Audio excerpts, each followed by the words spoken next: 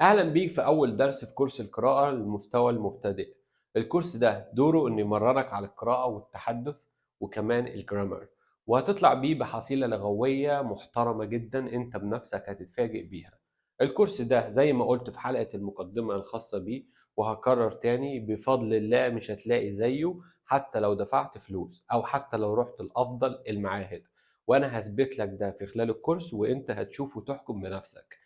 أنا هدفي في الكورس ده إنك في آخره تكون مبسوط وفخور جدا من نفسك، وكمان تدعي لي دعوة حلوة. ما تنساش بقى يا بطل تحمل ملخص الحلقة المجاني، وهو عبارة عن ملف PDF فيه كل شيء هيظهر لك في الحلقة من كلمات ومعاني وأسئلة وجرافيك.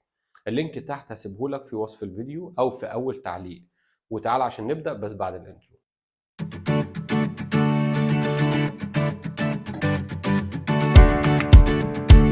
السلام عليكم ورحمة الله وبركاته. أنا كرولوس وأنت بتتفرج على قناة ديميستيفاي إنجلش على يوتيوب. أنا هفترض إنك شفت حلقة المقدمة من الكورس ده، لأني شرحت فيها طريقة عمله وإزاي تذاكره. بس لو مش حابب تشوف حلقة المقدمة، خليني على السريع أقولك هنعمل إيه. ولو بالفعل شفتها تخطى الجزء ده اللي جاي وتروح للدقيقة اللي هتظهر قدامك حالا على الشاشة. الكورس ده هدفه إنه يعلمك كلمات ومصطلحات جديدة من ضمن سياق، ويمرنك على القراءة والتحدث، لأنك هتقرأ وتردد ورايا كتير جدا. وكمان يمرنك على الجرامر أو قواعد اللغة بطريقة سهلة ومنطقية تخاطب عقلك اللاواعي. المطلوب منك بقى علشان تتابع معايا الكورس ده هو كالتالي: واحد، تتمرن على القراءة أكتر من مرة، لأن ده كورس قراءة. اتنين، تذاكر الكلمات الجديدة اللي اتعلمتها من الدروس. تلاتة، شوف الحلقة أكتر من مرة لو احتجت لده، يعني في الضرورة. أربعة، وده اختياري، لو حبيت تكتب بإيدك تمام، أنا شخصيا بفضل الطريقة دي. بس لو مش حابب تكتب بإيدك فالملخص اللي هيكون في آخر كل حلقة اللي هسيبهولك في التعليقات هيكون كفاية إن شاء الله. مش عايز أطول عليكم أكتر من كده في المقدمة، ويلا بينا نبدأ على بركة الله. الكلمة الأولى هي بنانا.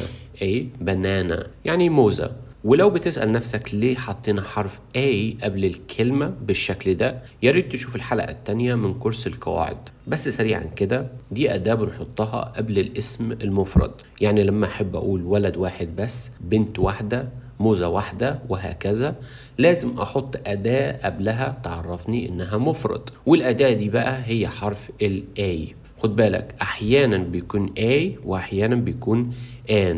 ولو بتسألني امتى احط A وامتى احط an، اقول لك من فضلك شوف الحلقة التانية من كورس القواعد، لاني شرحتها هناك بالتفصيل، لاني مش عايز اخرج بره سياق الحلقة، لان دي مش حلقة قواعد، دي حلقة قراءة. شوف الفيديو ده كده وارجع لي. A ladder and an apple. A ladder and an apple. A ladder and an apple. The boy and an alien on a bus. The boy and an alien on a bus. The boy and an alien on a bus. الكلمة اللي بعدها هي eat. ودي فعل معناها يأكل. هنا عايزك تاخد بالك من قاعدة صغيرة: لما يكون الفعل مفرد وطرف ثالث، ولا أنا ولا أنت، بنحط حرف S للفعل. هتقولي يعني إيه طرف ثالث ولا أنا ولا أنت؟ أنا كده هتلخبط. أقول لك الموضوع بسيط جدا. تعال أدي لك مثال بسيط بس بالعربي. أحمد يأكل موزة. أحمد بيأكل موزة، يعني أهو أحمد ده طرف ثالث، ولا أنا ولا أنت، فبالتالي هنحط حرف S للفعل لأنه مفرد وطرف ثالث. جميل. طيب انا مش هحول بقى الجملة دي اللي هو احمد يأكل موزة للانجليزي، انا عايزك انت اللي تترجمها لانجليزي. تعرف تعمل نفس الجملة بالانجليزي؟ هديلك 5 ثواني عشان تفكر، وانت تقدر توقف الفيديو لو محتاج وقت اكتر.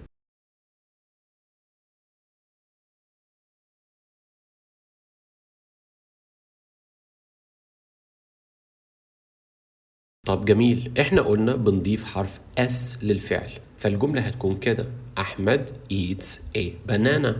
أحمد eats a banana يعني أحمد بياكل موزة.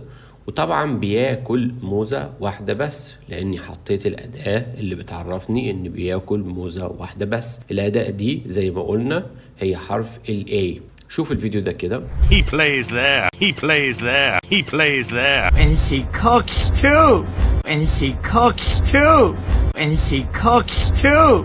الكلمة اللي معانا بعد كده هي elephant يعني فيل. مثال: The elephant is in the zoo. The elephant is in the zoo يعني الفيل في حديقة الحيوانات. شوف الفيديو ده كده. An elephant? Come on! An elephant? Come on! An elephant? Come on! Elephant, honey. It's an elephant. Elephant, honey. It's an elephant. Elephant, honey. It's an elephant.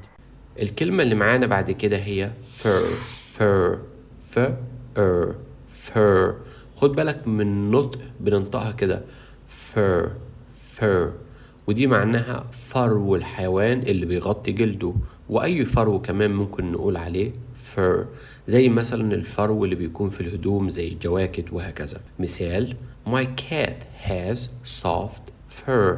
My cat has soft fur يعني قطتي لديها فرو ناعم، عندها فرو ناعم. يعني كلمة soft يعني ناعم، وبننطقها كده soft مش soft، لا هي soft.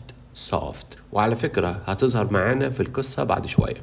شوف الفيديو ده كده. I live for furs. I worship furs. I live for furs. I worship furs. I live for furs. I worship furs. Her fur. It's not jaguar fur. Her fur. It's not jaguar fur. Her fur. It's not jaguar fur. الكلمة اللي معانا بعد كده هي غوريلا يعني حيوان الغوريلا اللي بيكون شكله كده. خد بالك من نطقي للكلمة، أنا بقول غوريلا. تعال أديلك مثال: The gorilla roars. The gorilla roars يعني الغوريلا تضأر. كلمة roars ودي فعل يعني صوت الزئير، اللي هو الحيوان لما يزأر. عارف انت الصوت اللي بتخرجه بعض الحيوانات المفترسة زي الأسد مثلا؟ اهو ده الفعل المقصود، ان الحيوان يزأر.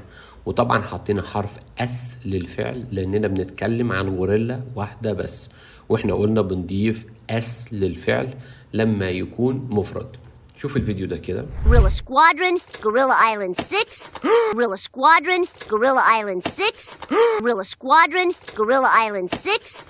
We're the gorillas! We're the gorillas! We're the gorillas! الكلمة اللي معانا بعد كده وبعديها هندخل في القصة هي turtle يعني سلحفاة، اللي هي سلحفاة يعني.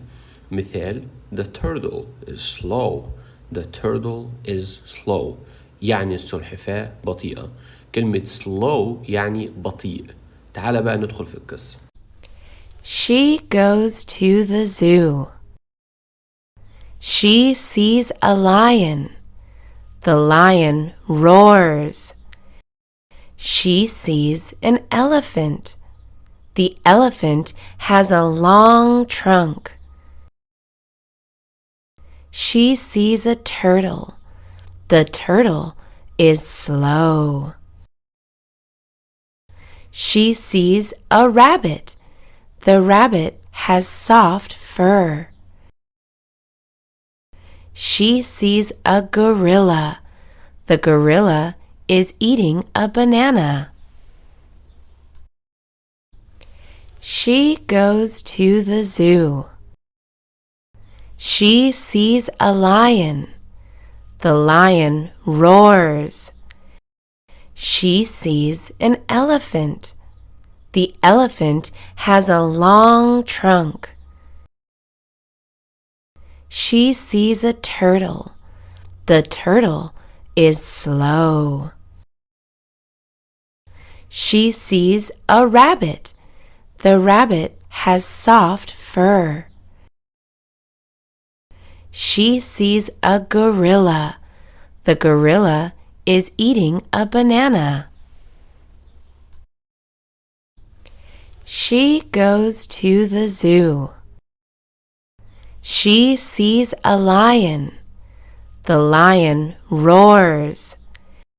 She sees an elephant.